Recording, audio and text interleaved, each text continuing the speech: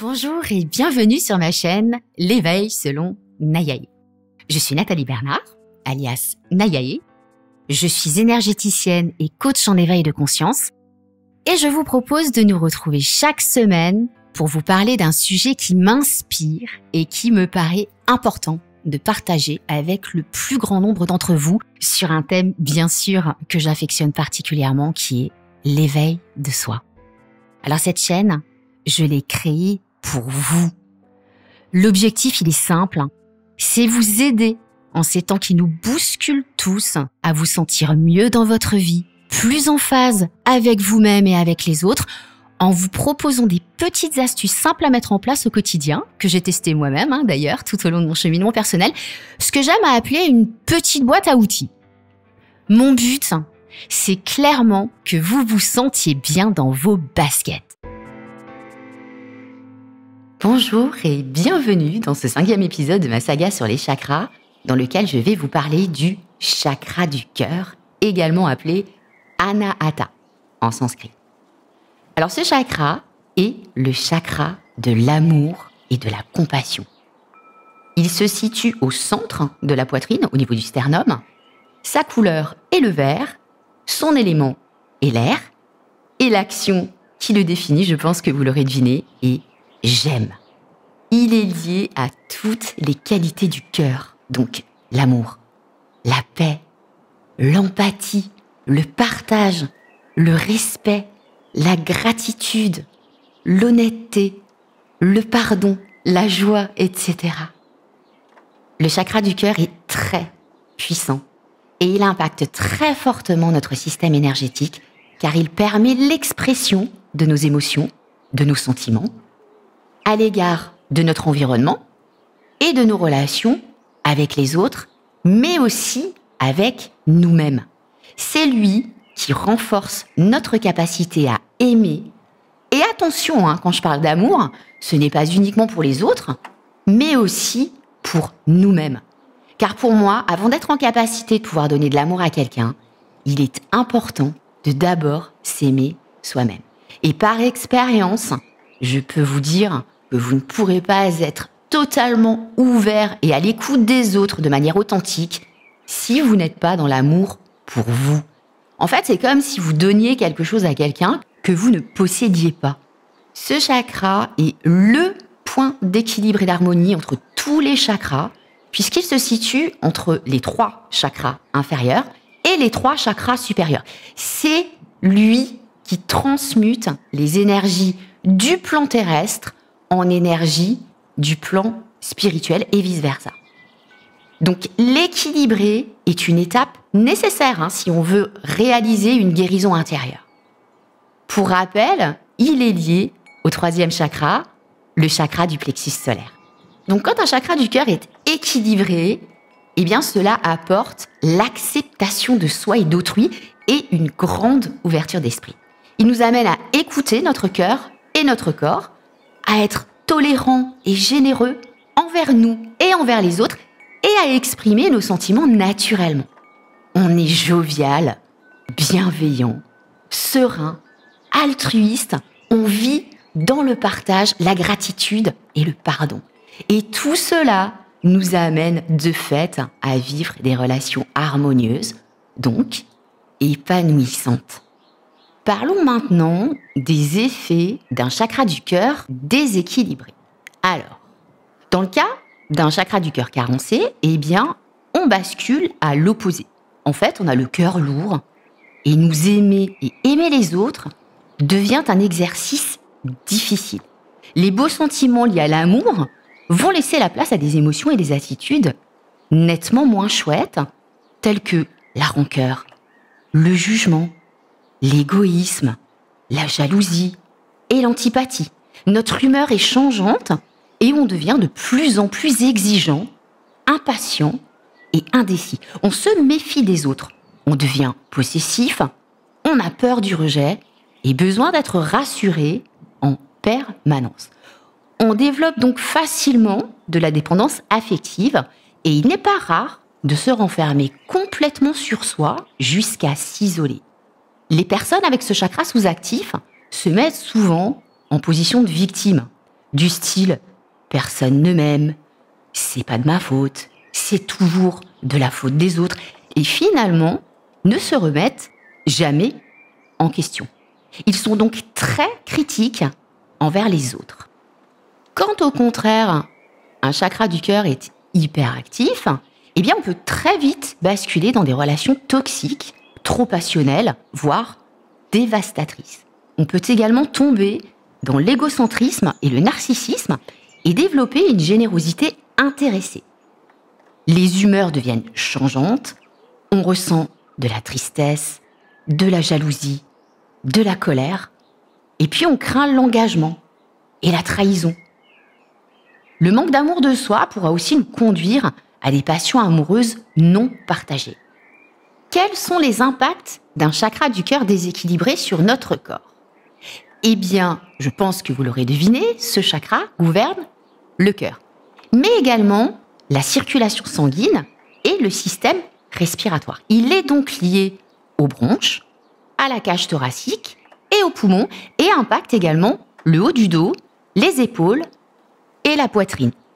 Un chakra du cœur déséquilibré va donc entraîner des dysfonctionnements, douleurs et maladies de ces parties du corps et il pourra également entraîner de l'asthme, des déficits immunitaires et de l'hyper ou de l'hypotension. Un chakra du cœur déréglé peut avoir plusieurs origines. Alors comme bien souvent, cela peut trouver son origine dans l'enfance. Cela découle souvent de troubles affectifs liés à un sentiment de rejet ou d'abandon, de maltraitance physique ou émotionnelle au sein de sa famille, d'un manque d'amour parental, du divorce de ses parents mal vécus ou de la perte d'un de ses parents. Cela va entraîner une victimisation à la fois par les autres, mais aussi par soi-même, ce qui va entraîner ce fameux sentiment de « personne ne m'aime ».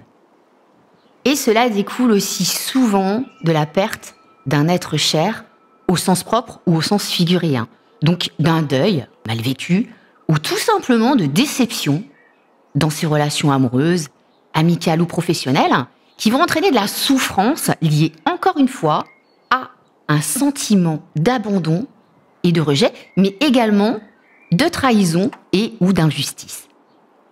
On arrive maintenant aux trucs et astuces que j'aime tant partager avec vous toutes les semaines pour équilibrer son chakra du cœur. La première astuce, eh bien, on dit merci à la vie. Comment? Eh bien, tout simplement en pratiquant la gratitude. La gratitude est une méthode vraiment puissante pour débloquer ce chakra. Alors, le principe, il est très simple, c'est de dire merci à la vie pour toutes les jolies choses qu'elle vous apporte au quotidien. Même des petites choses toutes simples qui vous paraissent anodines ou normales, telles que être en bonne santé, avoir l'usage de tous ses sens, vivre dans une ville qui nous plaît, avoir un toit, un véhicule pour se déplacer, manger à sa faim, être entouré de personnes qu'on aime et qui nous aiment, etc. Et on les apprécie. En fait, cet exercice va vous permettre de cultiver un état d'esprit positif, centré sur l'amour et de vous concentrer sur tout ce que vous avez et non sur ce que vous n'avez pas. C'est important. Donc le petit truc que je vous propose pour matérialiser tout ça est de tenir un cahier de gratitude. Alors, je vous propose de démarrer votre journée en listant au début 3 choses. Alors vous allez me dire, si vous n'allez pas bien, déjà 3 choses, c'est compliqué de les trouver. C'est pas faux. Personnellement, quand j'étais au plus bas, c'était dur de trouver déjà 3 choses qui allaient bien dans ma vie. Et bien en fait, concentrez-vous bien parce que il y a forcément quelque chose de chouette dans votre vie. D'ailleurs, vous verrez qu'au fur et à mesure de votre pratique, vous allez passer très vite de 3 à 5, puis de 5 à 7, puis de 7 à 10. Croyez-moi. Alors, je vais vous faire une petite confidence. Je pratique toujours et encore cet exercice tous les jours. Ce que je fais, c'est pendant mon petit déjeuner, la plupart du temps, je dis merci pour tout ce que j'ai dans la vie. Donc tout ce que je vous ai énoncé tout à l'heure. Et le soir, je prends 5 minutes pour noter tous les petits moments agréables que j'ai passés dans ma journée.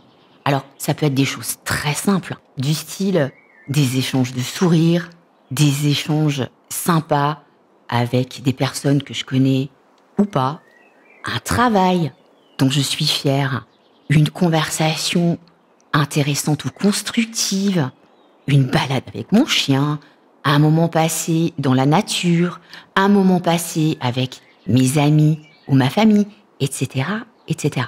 Des petits moments qui finalement me mettent en joie et me font apprécier mon quotidien.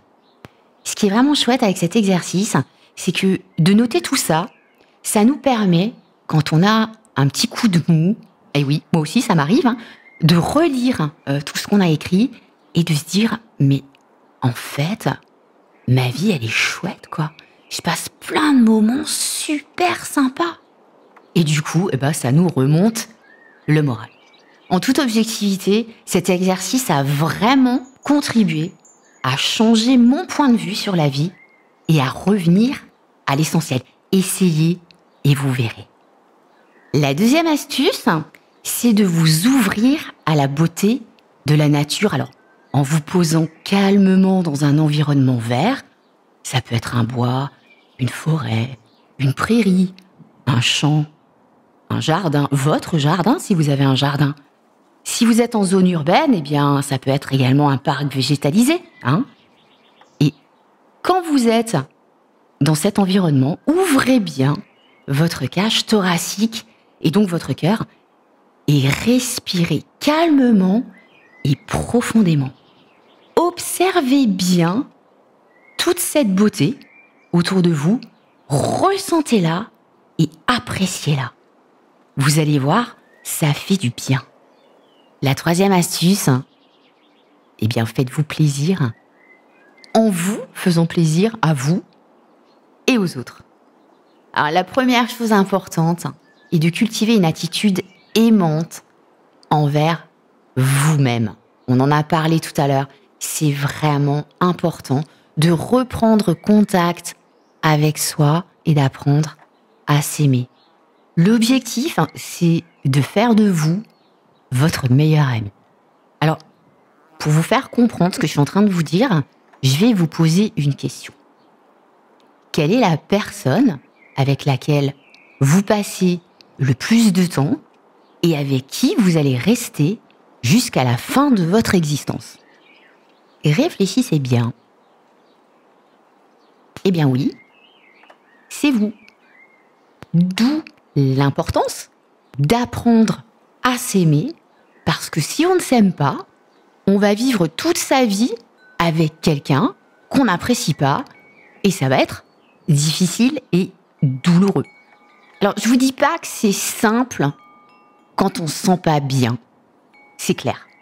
Mais c'est tout à fait possible.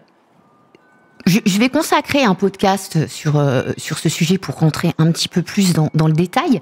Mais déjà, si vous appliquez les petites astuces que je vous donne dans mes podcasts, ça va déjà améliorer votre relation avec vous-même.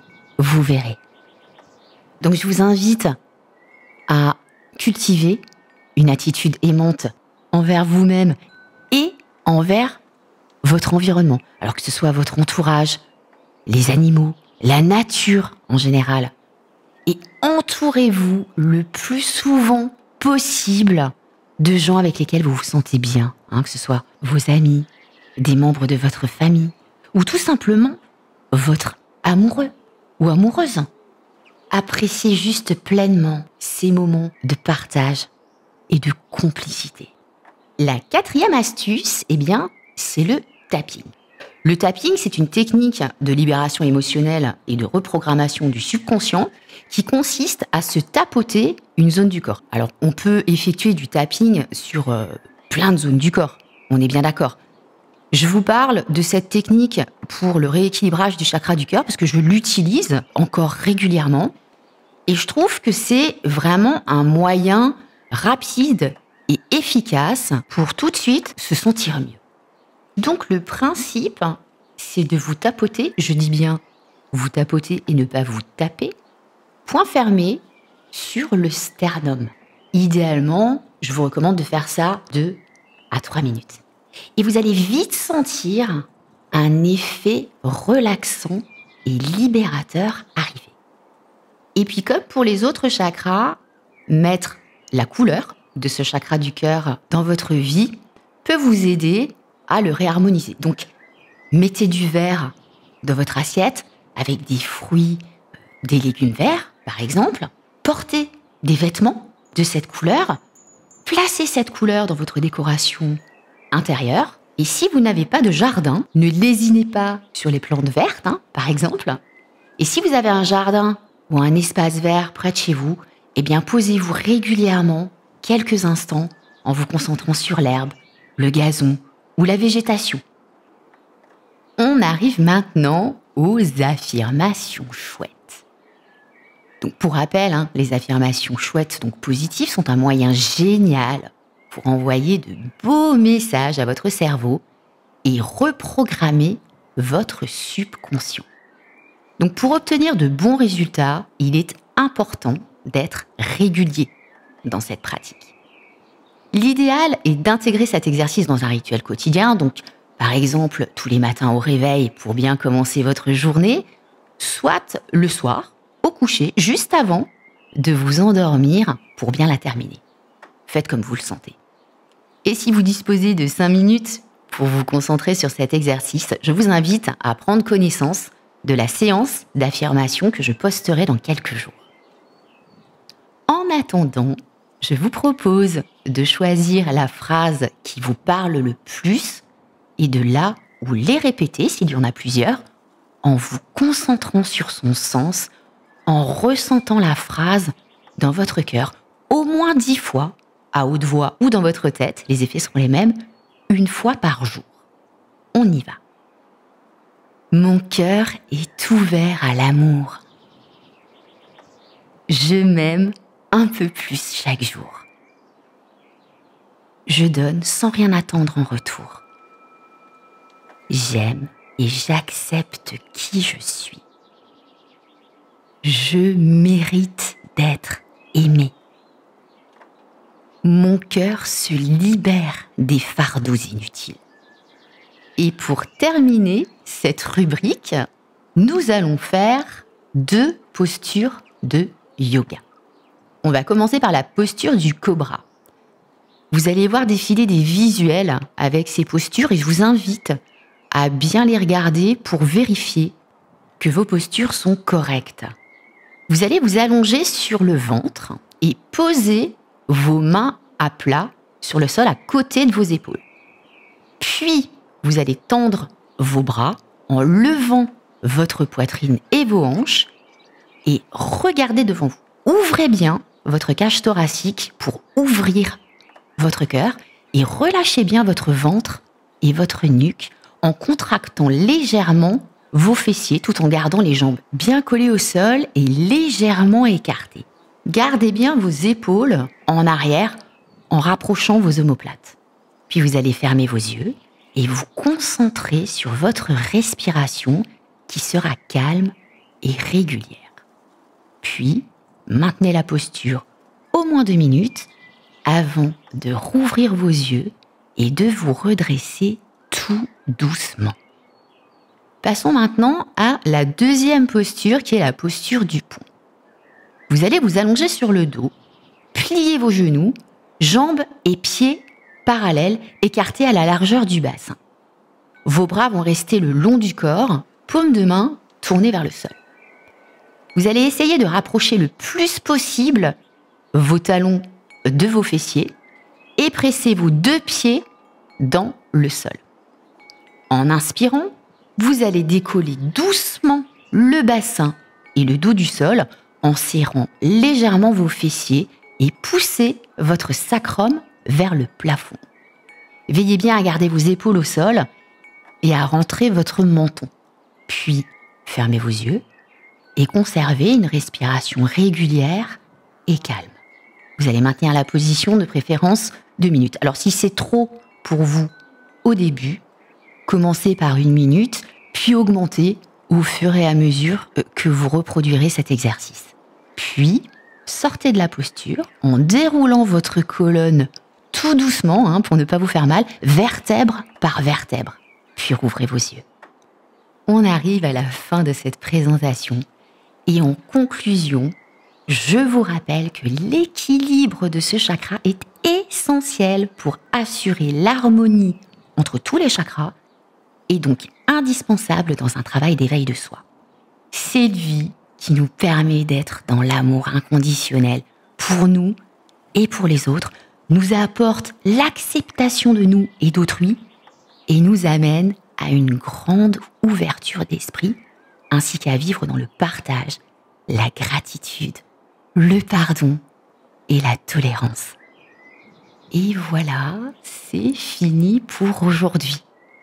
J'espère que vous aurez pris du plaisir à écouter cet audio et que toutes ces informations vous seront utiles pour améliorer votre quotidien. Si c'est le cas, merci de me laisser un like ou un commentaire et de vous abonner à ma chaîne si ce n'est pas encore fait pour soutenir mon travail, c'est important. Comme d'habitude, si vous avez des questions, n'hésitez pas à me les poster, j'y répondrai avec plaisir.